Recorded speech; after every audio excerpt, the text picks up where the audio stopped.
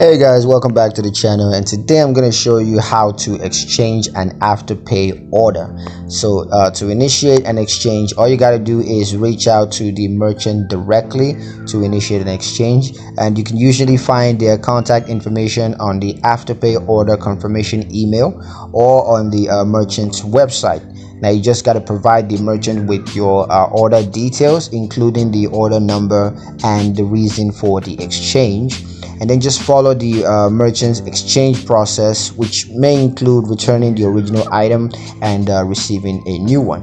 Now to return the original item, just check the merchant's return policy to ensure that you understand their return and exchange procedures, and obtain an RMA number, that's a return merchandise authorization number, from the merchant if that's required, and then return the original item to the merchant following the return instructions.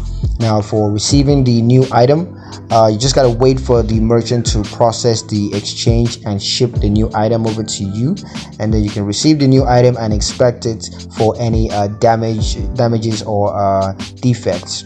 Now Afterpay's role in the exchange is quite simple. So Afterpay will adjust your payment schedule to reflect the exchange if necessary.